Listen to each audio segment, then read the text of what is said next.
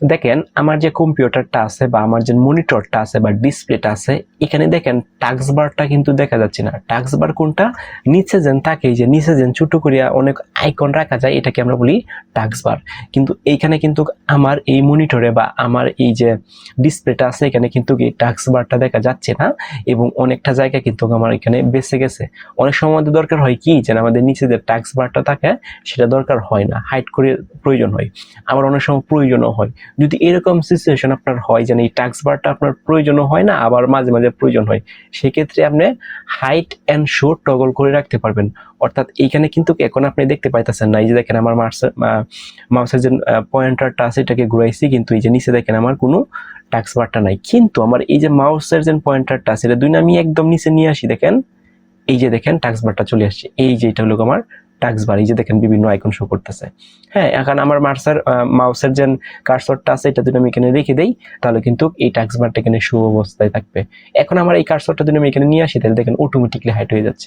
So অনেক সময় কিন্তু অনেকের কাজের প্রয়োজনীয়তে এই কাজটা দরকার হয়, যেন আমার টাস্ক বারটা প্রয়োজন অনুসারে ওপেন করবাম এবং প্রয়োজন যে সময় না থাকে তখন এটা হাইড অবস্থায় থাকবো। সো এটা করার জন্য আপনি কি করবেন, আপনাদের তো টাস্ক বারটা এবার অলওয়েজ ওপেনই থাকবে।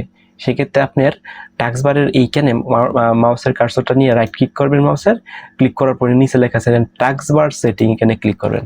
ক্লিক করার পর আপনার যে টাস্ক বার সেটিংটা আছে সেটা কিন্তু ওপেন হয়ে যাবে। সো আপনার অপারেটিং সিস্টেমটা যদি উইন্ডোজ 10 অথবা উইন্ডোজ 11 হয়ে থাকে, তাহলে এই প্রসিডিউরে আপনি কাজটা করতে পারবেন। তো টাস্ক বার সেটিংটা ওপেন হয়ে যাওয়ার পর এই যে দেখেন নিচে কিন্তু এই যে একটার নিচে লেখা আছে automatically hide the taskbar in the desktop mode. ওকে, এইটাকে এরকম ইনেবল করা থাকবে, অর্থাৎ অফ করা থাকবে। আপনি এটাকে কি করবেন, ইনেবল করে দিবেন। এখানে ক্লিক করে ইনেবল করে দেওয়ার সাথে সাথেই দেখেন আপনার এই যে টাস্কবারটা কিন্তু চলে গেছে।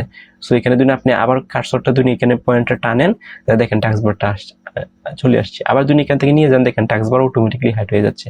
সো এই যে অপশনটা যেন আছে automatically hide the taskbar in the desktop mode, এটাকে যদি আপনি অফ করে দেন, তাহলে কিন্তু অলওয়েজ টাস্ক বারটা থাকবে। যে দেখেন আমার কার্সরটা এখান থেকে নিয়ে আসছি, তবু টাস্ক বারটা কিন্তু রয়েছে। কিন্তু এটাকে যদি আপনি অন করে দেন, অন করে দেওয়ার পর আপনার টাস্ক বারটা হাইট হয়ে যাবে, বাট আপনি যে সময় এই কার্সর পয়েন্টটা আপনি এখানে নিয়ে যাবেন নিচে, তখন অটোমেটিকলি কিন্তু এটা চলে আসতেছে। সো আপনাদের কাজের প্রয়োজনে অনুসারে এই কাজটা আপনারা করতে পারবেন। আপনাদের কম্পিউটারটার অপারেটিং সিস্টেম উইন্ডোজ 10 অথবা উইন্ডোজ 11 হয়ে থাকে।